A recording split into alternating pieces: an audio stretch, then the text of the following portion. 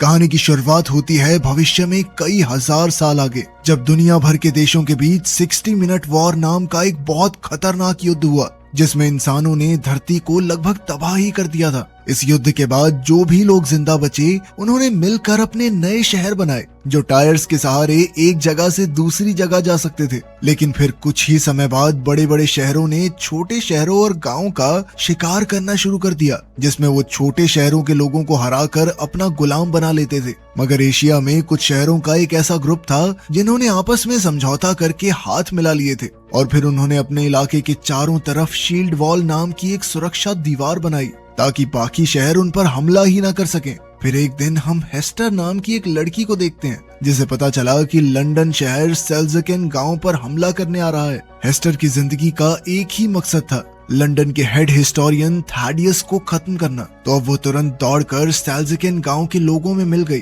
ताकि जब लंदन शहर उन्हें हराकर बंदी बनाए तो हेस्टर भी उनके साथ ही लंदन पहुंच जाए। तभी अचानक अलार्म जोर से बजने लगा और सेल्ज़किन गांव लंदन के हमले से बचने के लिए अपनी जगह से भागा। इसी वजह से अंदर मौजूद लोगों में अफरा तफरी मच गई थी। वहीं दूसरी ओर लंदन के लोग इस शिकार को देखकर बहुत खुश हो रहे थे। सेल्ज़किन पूरी जी जान लगाकर आगे बढ़ रहा था, लेकिन लंदन उससे काफी तेज और ताकतवर था। तब सेल्ज़किन के ड्राइवर्स ने सारा अनाज जमीन पर गिरा दिया ताकि भार कम हो जाए और वो तेजी से भाग सकें। अब वो तेजी से खाई की तरफ बढ़ रहे थे। जल्द ही वो खाई में गिरने वाले थे कि ऐन वक्त पर उन्होंने दिशा बदल ली, मगर अचानक मुड़ने की वजह से उनके कुछ पुर्जे और एक टायर टूटकर अलग हो गए। इसी दौरान लंदन ने अपना शिकंजा उन पर कस लिया। वो उन्हें रस्सियों से पकड़कर खींचने लगे और वो पूरा गांव अब लंदन शहर में समा गया। जब सेल्ज़किन के लोग अंदर पहुंचे तो उन्हें अपने सारे इलेक्ट्रॉनिक डिवाइसेस गार्ड्स के हवाले करने का आदेश मिला। इस दौरान हम थैडियस की बेटी कैथरीन को देखते हैं जो इस वक्त लंदन म्यूजियम में थी, जहां स्मार्टफोन्स और टोस्टर्स जैसे इलेक्ट्रॉनिक डिवाइसेस को प्राचीन चीजों के तौर पर संभाल कर रखा जाता था। कैथरीन वहां हिस्टोरियन टॉम का इंतजार कर रही थी जो हमेशा की तरह आज भी लेट था। वो बहुत तेजी से भीड़ को चीरता हुआ म्यूजियम पहुंचा और फिर उसने 60 मिनट वॉर के बारे में जानकारी ढूंढने में कैथरीन की मदद की। टॉम ने उसे एक मशीन दिखाई जो उसने पुराने पुर्जों को जोड़कर बनाई थी। इसमें उसने एक वीडियो चलाई जिसमें मेडुसा नाम के न्यूक्लियर बॉम्ब के हमले से पूरे एक शहर को तबाह कर दिया गया था। मेडुसा नाम के इस न्यूक्लियर वेपन को रोकने के लिए प्राचीन इंसानों ने एक क्रैश ड्राइव बनाई थी। हाल ही में टॉम ने देखा कि उसके कुछ हिस्से गायब हो चुके हैं, मगर जब उसने ये अपने बॉस को बताया तो उन्होंने उसकी बात पर ध्यान नहीं दिया। तब टॉम ने एक खुफिया कैबिन बनाया जो सिर्फ पासवर्ड से खुलता था। फिर वो कैथरीन को अंदर ले गया जहां उसने प्राचीन हथियारों के पुर्जे संभाल रखे थे, मगर वो ये नहीं जानता था कि हिस्टोरियन हर्बर्ट छुपकर ये सब देख रहा था। अब टॉम ने कहा कि वो इन सारे हथियारों को नष्ट करना चाहता है ताकि भविष्य में कोई इनका गलत इस्तेमाल करके मासूमों की जान न ले सके। फिर जैसे ही टॉम और कैथरीन वहां से बाहर निकले तो हर्बर्ट ने कहा कि अब से टॉम हिस्टोरियन नहीं है, बल्कि उसे नीचे के लेवल्स पर जाकर साफ सफाई का काम करना होगा। हर्बर्ट जानता था कि इस वक्त बाहर बहुत भीड़ होगी और टॉम समय पर नहीं पहुंच पाएगा, जिससे उसे नौकरी से निकालने का मौका मिल जाएगा। मगर कैथरीन ने टॉम से कहा कि वो टॉम को वहां जल्द से जल्द पहुंचा सकती है। कैथरीन अपने वीआईपी पास का इस्तेमाल करके उसे अपने साथ खास एलिवेटर्स पर ले गई। इस दौरान टॉम ने कहा कि उसे किसी भी हालत में निचले लेवल में जाकर नए कैदियों से इकट्ठा किए हुए डिवाइसेस को चुराकर म्यूजियम में ले जाना होगा। अगर वो समय से पहले वहां नहीं पहुंचा तो वर्कर्स उन्हें कूड़ेदान में फेंक देंगे और फिर उन्हें आग में जला दिया जाएगा। उधर निचले लेवल्स में सेल्ज़किन से मिले कैदियों की जांच करके उनके हथियार छीने जा रहे थे। हेस्टर तो बड़े आराम से आगे निकल गई क्योंकि उसने अपना चाकू कपड़ों में छुपा रखा था। उधर टॉम जल्द ही कूड़ेदान तक पहुंचा और पुराने डिवाइसेस इकट्ठे करने लगा। तभी वहां थैडियस भी आ पहुंचा क्योंकि उन्हें कैदियों से एक फ्यूजन इन्वर्टर सेल मिला था जो कि थैडियस के मुताबिक बेहद खतरनाक था। खैर टॉम ने उसे बताया कि इंजीनियर्स ने म्यूजियम में मौजूद सभी सेल्स चुरा लिए हैं, तो थैडियस का कहना था कि वो खुद इस मामले से निपट लेगा। तभी पास में सेल्ज़किन के एक आदमी ने एक गार्ड को धक्का दे दिया जिससे वहां कैदियों और गार्ड्स के बीच में हाथापाई शुरू हो गई। तब थैडियस ने चिल्लाकर उन्हें रुकने को कहा। इसी अफरा तफरी का फायदा उठाकर हेस्टर थैडियस पर हमला करने के लिए उसके बहुत करीब आ पहुंची। उसी पल टॉम की नजर उस पर पड़ गई और उसने थैडियस को आगाह करने की कोशिश की, लेकिन तब तक बहुत देर हो चुकी थी। अचानक हेस्टर ने ऐलान किया कि ये उसकी माँ की मौत का बदला है और उसी पल थैडियस के पेट में चाकू घोंप दिया। जैसे ही थैडियस ने उसे धक्का दिया तो उसका नकाब हट गया और सबने देखा कि हेस्टर के चेहरे पर एक बहुत बड़ा जख्म का निशान था। हेस्टर ने एक बार फिर हमला करके उसका काम तमाम करने की कोशिश की, पर टॉम ने उसे पकड़कर उसका चाकू फेंक दिया। तब हेस्टर गुस्से में आकर उसे पीटने लगी और उसी पल अलार्म्स बज गए, यानी ऑफिसर्स वहां पहुंचने ही वाले थे। हेस्टर तुरंत वहां से भाग निकली तो टॉम ने उसका पीछा किया। वो एक टूटे पुल से कूदकर दूसरी ओर गई तो टॉम भी उसके पीछे कूद गया। अब वो दोनों सेल्ज़केन गांव में आ चुके थे, जिसे बड़ी बड़ी मशीन्स की मदद से तोड़कर नष्ट किया जा रहा था। अब उन्हें बड़ी सावधानी से भारी भरकम मशीन से बचकर भागना था। साथ ही वहां एक के बाद एक बिल्डिंग्स नीचे गिर रही थी, तो उन्हें जल्द से जल्द अपनी जान बचाकर निकलना होगा। अब वो एक जगह से दूसरी जगह कूदकर भाग रहे थे, मगर अब पीछे से एक मशीन तेजी से सब कुछ जलाती हुई उनकी ओर बढ़ रही थी। उसी पल हेस्टर फटाफट एक दरवाजा खोलकर अंदर घुस गई और फिर दरवाजा बंद कर दिया। तब टॉम ने पूरा जोर लगाकर दरवाजा खोला और एक बार फिर से हेस्टर का पीछा करने लगा। इसी दौरान हेस्टर ने देखा कि सामने से थैडियस उसे पकड़ने आ रहा था, तो वो उसी पल वापस मुड़ गई। अब वो पकड़े जाने से बचने के लिए कूड़ेदान के कुएं में कूद गई, लेकिन अचानक टॉम ने उसका हाथ पकड़कर उसे बचा लिया। तब हेस्टर ने टॉम को थैडियस से उसके चेहरे के निशान और उसकी मर चुकी माँ के बारे में पूछने को कहा और फिर वो हाथ छुड़ाकर कुएं में कूद गई। कुछ ही पलों में थैडियस टॉम के पास पहुंचा तो टॉम ने हेस्टर के शब्द दोहराए, मगर ये सुनकर थैडियस ने टॉम को भी कुएं में धक्का दे दिया। जल्द ही कैथरीन और बाकी गार्ड्स भी वहां आ गए, पर थैडियस ने उन्हें झूठ कह दिया कि टॉम और हेस्टर रेलिंग टूटने की वजह से नीचे गिर गए। पर उसी समय कैथरीन की नजर बेविस नाम के एक आदमी पर पड़ी, जो पहले से वहां छुपा हुआ था। खैर, अब कूड़ेदान के कुएं से सारा कूड़ा शहर से बाहर गिरता था, तो जाहिर है कि टॉम और हेस्टर भी वहीं गिरे होंगे। इसलिए उन्हें ढूंढने के लिए एरोप्लेन्स भेजे गए, मगर वो अपने मिशन में नाकामयाब रहे। असल में हेस्टर शहरों के चलने से बने ट्रैक पर छिपी हुई थी और उसने टॉम को पत्तों के नीचे छुपा दिया था। जब एरोप्लेन्स वापस चले गए तो उसने टॉम की जेब से पैसे और चाकू चुरा लिया। उसी समय टॉम को होश आ गया और वो हेस्टर का पीछा करने लगा, तो हेस्टर ने गुस्से में आकर उसे चाकू से धमकाया, मगर टॉम फिर भी नहीं रुका और उसने कहा कि इस वक्त साथ मिलकर आगे बढ़ने में ही उनकी भलाई है। वहीं दूसरी ओर लंदन में मेयर क्रोम ने थैडियस को खूब डांटा, क्योंकि वो अपने मकसद को अंजाम नहीं दे पा रहा था। अब थैडियस अपने सबसे बेहतरीन साइंटिस्ट के पास पहुंचा, जो इस वक्त उसके लिए एक खास हथियार तैयार कर रही थी, मगर उसके पास पुराने इलेक्ट्रिक डिवाइसेस की कमी थी, जिस वजह से उसका काम पूरा होने में कई हफ्ते और लगेंगे। तब थैडियस ने उसे एक फ्यूजन सेल दिया, जो उसे सेल्ज़केन के कैदियों से मिला था। फिर साइंटिस्ट ने उसे बताया कि समुद्र किनारे मौजूद एक जेल में एक ऐसा क्रीचर पकड़ा गया है जो आधा ज़ॉम्बी और आधा रोबोट है। वो एक खतरनाक शिकारी है जो हमेशा हेस्टर का नाम चिल्लाता रहता है। अब थैडियस उसी पल प्लेन में बैठकर समुद्र की ओर निकल पड़ा, जहां समुद्र के ऊपर लटक रही एक जेल में श्राइक नाम का वो जानवर बंद था। असल में श्राइक को हेस्टर की तलाश इसलिए थी क्योंकि हेस्टर ने एक वादा तोड़ा था, जिस वजह से श्राइक उसे मारना चाहता था। थैडियस भी हेस्टर का खात्मा चाहता था, इसलिए उसने अपने एयरप्लेन से हमला करके जेल की जंजीरें तोड़ डाली, ताकि जेल सीधा नीचे जा गिरे और श्राइक आजाद हो जाए। वहीं दूसरी ओर कैथरीन ने बेविस को ढूंढा और उससे पूछा कि आखिर हेस्टर और टॉम के साथ सच में क्या हुआ था। तब बेविस ने खुलासा किया कि थैडियस ने उन दोनों को नीचे धकेल कर मारने की कोशिश की थी। बेविस ने कहा कि कैथेड्रल में कोई एनर्जी प्रोजेक्ट नहीं चल रहा, बल्कि उसकी आड़ में किसी बड़ी साजिश की तैयारी चल रही है, लेकिन वो खुद सच तक नहीं पहुंच पाया क्योंकि कैथेड्रल के गार्ड्स उसे अंदर नहीं जाने देते थे। अब कैथरीन ने उसकी मदद करने का फैसला किया। उधर हेस्टर और टॉम आगे बढ़ रहे थे, तो हेस्टर ने उसे जिंदा रहने के लिए गंदा पानी पीना सिखाया। फिर उसने टॉम के साथ अपना खाना बांटा, मगर टॉम काफी घबरा गया क्योंकि ये खाना 1000 साल पुराना था। पर हेस्टर ने उसे समझाया कि पुरानी टेक्नोलॉजी से बना खाना कभी खराब नहीं होता। फिर रात को जब हेस्टर सो रही थी तो उसने एक बुरा सपना देखा, जिसमें वो एक खेत में तेजी से दौड़ रही थी और उसके चेहरे पर लगी गहरी चोट से खून बह रहा था। जब हेस्टर की आंख खुली तो उसने देखा कि टॉम अपने हाथ पैर हिलाकर उनकी तरफ आ रहे 2 गांव को बुला रहा था, ताकि उन्हें पनाह मिल जाए। पर बदकिस्मती से वो हमलावर निकले, जिन्होंने शिकंजे फेंक कर उन दोनों को बंदी बनाने की कोशिश की। उसी पल अचानक टॉम ने हेस्टर को बचाने के लिए उसे धक्का दे दिया और फिर वो दोनों फुल स्पीड में भाग निकले। अब टॉम को ऊपर चढ़ने में परेशानी हो रही थी, तो हेस्टर ने उसे ऊपर खींच लिया। पर जैसे ही टॉम ऊपर आया तो हेस्टर गायब हो चुकी थी।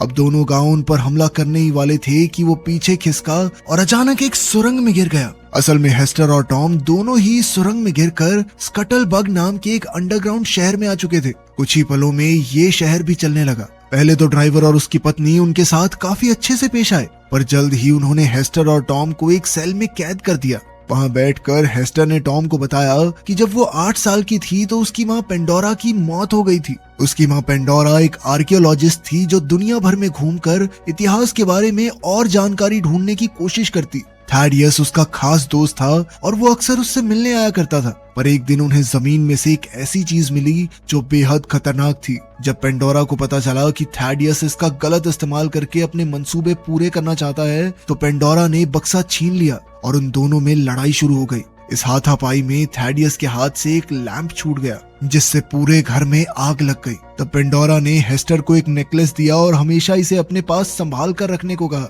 पर तभी अचानक थैडियस ने उसके पेट में चाकू घोंप दिया। हेस्टर ने अपनी माँ को बचाने की कोशिश की पर थैडियस ने उस पर भी चाकू से वार कर दिया जिससे उसके चेहरे से खून बह चला। तब हेस्टर अपनी जान बचाकर वहाँ से भाग निकली और थैडियस उस खतरनाक डिब्बे को चुरा कर ले गया।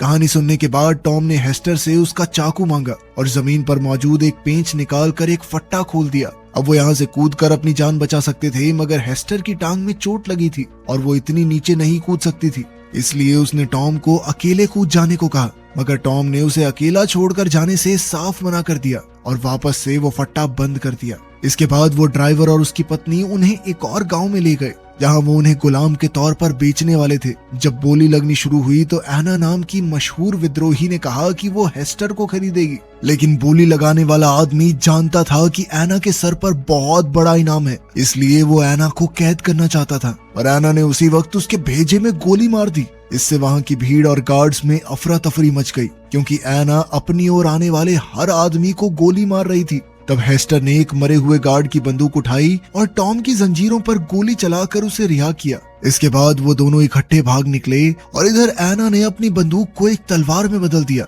और अब वो उस पर हमला करने वाले हर एक आदमी का बेरहमी से गला काटने लगी। और तो और उसके जूते में भी एक ब्लेड छिपा हुआ था और वो लातों से भी अपने दुश्मनों को सुला रही थी। उधर टॉम और हेस्टर अपनी जान बचाकर भाग रहे थे पर वहाँ चारों ओर छोटे छोटे चलते फिरते गांव थे। वो दोनों जैसे तैसे उनके बीच से होते हुए खुले इलाके में पहुंचे पर वहाँ श्राइक ने उनका रास्ता रोक लिया। अब उनके पास कोई चारा नहीं था, इसलिए वो एक गांव के बड़े से टायर पर कूद गए और फिर दूसरे टायर पर कूदकर एक प्लेटफॉर्म तक जा पहुंचे। मगर श्राइक भी आसानी से उन तक आ पहुंचा। लेकिन इससे पहले कि वो हेस्टर पर हमला करता, एना अपना एयरक्राफ्ट लेकर वहां आ पहुंची और श्राइक पर गोलियां चला दी।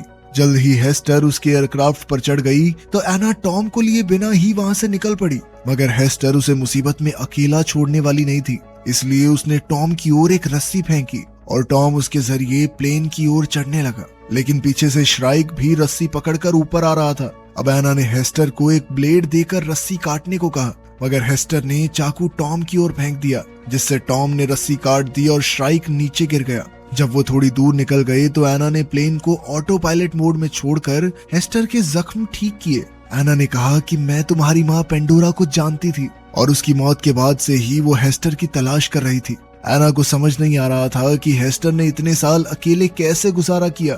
तब टॉम को एहसास हुआ कि श्राइक ने उसे पाल पोस कर बड़ा किया है। ये सुनते ही हेस्टर गुस्से से आग बबूला हो गई क्योंकि उसका राज बाहर आ गया था। पर बाद में उसने अपनी कहानी बताने का फैसला किया। अपनी माँ की मौत के बाद हेस्टर अकेली दर बदर भटक रही थी और आखिरकार वो बेहोश हो गई। तब वो श्राइक से मिली तो श्राइक ने उसे पनाह दी पर साथ ही उसका नेकलेस भी ले लिया। उसकी गाड़ी में कई सारी डरावनी डॉल्स थी तो हेस्टर ने हिसाब लगाया कि श्राइक शायद खुद को ढूंढने की कोशिश कर रहा है क्योंकि उसने श्राइक के इंसानी रूप की तस्वीर देखी थी। खैर अब श्राइक चाहता था कि हेस्टर भी उसकी तरह लोगों को अगवा करे और हेस्टर ने उससे वादा भी किया कि वो दोनों मिलकर ये काम करेंगे। पर एक दिन जब हेस्टर को पता चला कि लंदन उनके करीब आ रहा है और उसमें थैडियस मौजूद है तो वो श्राइक को बिना बताए घर से भाग निकली। उसी दिन के बाद से श्राइक हाथ धोकर हेस्टर को ढूंढ रहा है। खैर कुछ घंटों बाद एना का एयरक्राफ्ट एयर हेवन में पहुंचा जो कि आसमान में बना एक शहर था। यहाँ सरकार से नफरत करने वाले सभी विद्रोहियों ने मिलकर एंटी ट्रैक्शन लीग बनाई थी।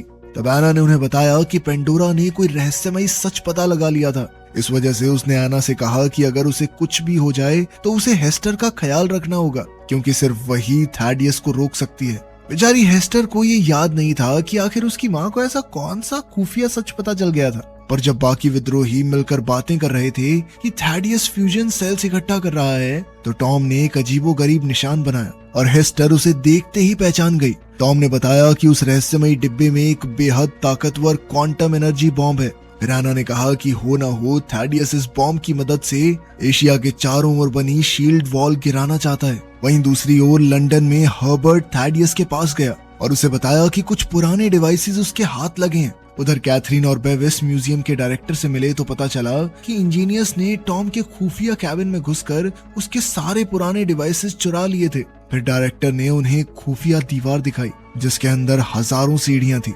जाहिर था कि इन्हें चढ़ना बेहद मुश्किल होगा, मगर ये सीधा उन्हें कैथीड्रल के अंदर पहुंचा देंगे। आखिरकार कुछ समय बाद वो दोनों इन सीढ़ियों के जरिए कैथेड्रल तक पहुंच ही गए और तब उन्होंने अपनी आंखों के सामने जो देखा उससे उनके पैरों तले जमीन खिसक गई। उन्होंने देखा कि थैडियस ने म्यूजियम से चुराए डिवाइसेस और पेंडोरा के रहस्यमयी बक्से के जरिए अपना सुपर वेपन तैयार कर लिया था। इसका नाम मेडुसा था, जैसा कि कैथरीन ने टॉम की वीडियो में देखा था। पर उसी समय मेजर क्रोम गुस्से से भरा हुआ कैथीड्रल में पहुंच गया क्योंकि थैडियस ने लंदन को पूर्व दिशा की तरफ मोड़ दिया था। तभी अचानक उसकी नजर मेडुसा पर पड़ी तो उसका गुस्सा सर चढ़ गया क्योंकि थैडियस एशिया के साथ महायुद्ध करना चाहता था जिससे चारों ओर तबाही के सिवा और कुछ नहीं हासिल होगा। क्रोम ने उसे इतिहास से कुछ सीखने को कहा और फिर उसने इंजीनियर्स को मेडुसा को बंद करने का हुक्म दिया, पर किसी ने उसकी बात पर ध्यान नहीं दिया।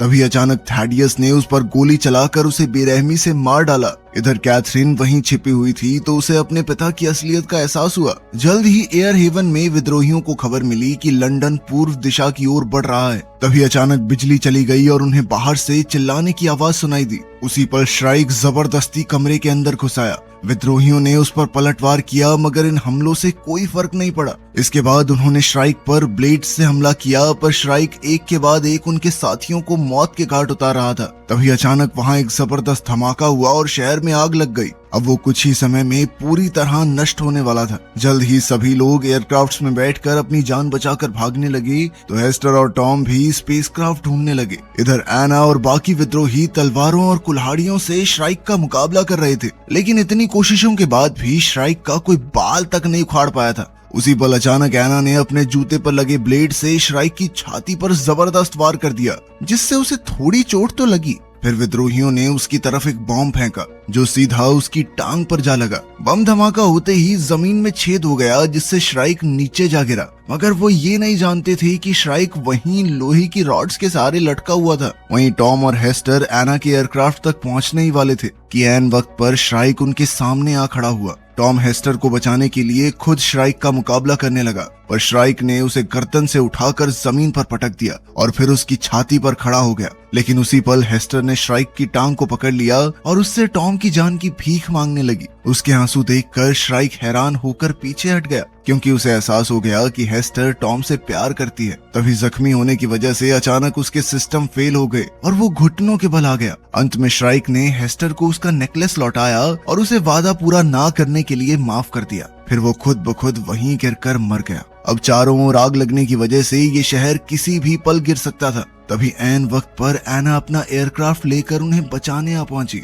और आखिरकार वो सब भाग निकले। इधर कुछ ही पलों में एयर हेवन शहर नीचे गिरकर धाराशायी हो गया। फिर अगले दिन उनका एयरक्राफ्ट शील्ड वॉल के बीच बने एक छेद के जरिए होता हुआ शैनगुओ नाम के एक शहर में पहुंचा। ये ऐसा शहर था जो अब एक जगह थम गया था और बाकी शहरों की तरह इधर उधर नहीं जाता था। अब वो तीनों जल्द ही गवर्नर क्वान से मिले और उसे खबर दी कि लंदन उनकी ओर तेजी से बढ़ रहा है। एना ने कहा कि उन्हें पहले हमला बोल देना चाहिए, मगर टॉम इससे सहमत नहीं था क्योंकि लंदन को तबाह करने से वहां रहने वाले आम लोग भी मारे जाएंगे। क्वान भी उससे सहमत था, मगर अब उनके पास दूसरा क्या चारा था। अगर युद्ध हुआ तो या तो लंदन शहर बचेगा या फिर शानगुओ। अब शहर में युद्ध का डंका बज चुका था और सभी लोग लंदन का सामना करने के लिए एकजुट हो गए। फिर शाम को हम देखते हैं कि लंदन शील्ड वॉल के काफी करीब आ चुका था। जल्द ही थैडियस ने मेडुसा को एक्टिवेट कर दिया और इधर से एना ने उनके मुकाबले के लिए कई एयरक्राफ्ट शील्ड वॉल से बाहर भेजे। वहीं दूसरी ओर हेस्टर को शहर में मेडुसा की कहानी की तस्वीर दिखाई दी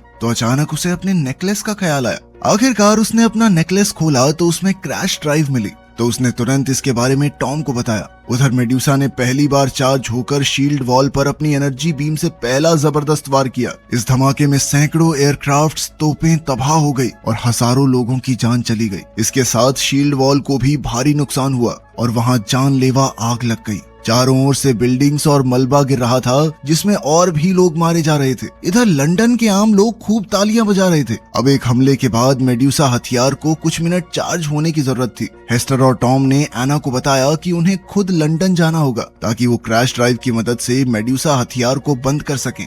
अब एना उन्हें वहां ले जाने को तैयार हो गई और बाकी विद्रोहियों ने उन्हें चारों ओर से सुरक्षा देने का फैसला किया। जैसे ही वो लंदन के करीब पहुंचे तो थैडियस ने एक बार फिर से मेड्यूसा से हमला कर दिया। एना और उसके साथी अपने एयरक्राफ्ट्स मोड़कर बच गए, मगर फिर भी उसकी ऊर्जा से उन्हें काफी नुकसान हुआ। इसके बाद विद्रोहियों ने अपने एयरक्राफ्ट से दुश्मनों का ध्यान भटकाया और इधर एना चुपके से अंधेरे से होती हुई आगे बढ़ रही थी। अब लंदन ने उस पर धुआंधार गोलियां बरसाई तो विद्रोहियों ने भी वैसा ही किया, जिससे लंदन की कुछ बिल्डिंग्स गिर गई और भीड़ में हंगामा हो गया। जल्द ही एक रोशनी ने एना को ढूंढ लिया तो एक विद्रोही उस रोशनी को खत्म करने के लिए आगे आया, मगर इससे पहले वो खुद जानलेवा हमले का शिकार हो गया। इसके बाद बाकी विद्रोहियों ने सभी हमलावरों का सामना किया ताकि एना सुरक्षित कैथीड्रल तक पहुंच सके, मगर इस तरह वो सभी लंदन की फौज की नजर में आ गए और जल्द ही लंदन की फौज ने उन पर धावा बोल दिया और अफसोस वो सभी अपनी जान गंवा बैठे। खैर एना ने जैसे तैसे हेस्टर को कैथीड्रल तक पहुंचाया और सभी गार्ड्स पर गोलियां चलाकर उन्हें मार डाला।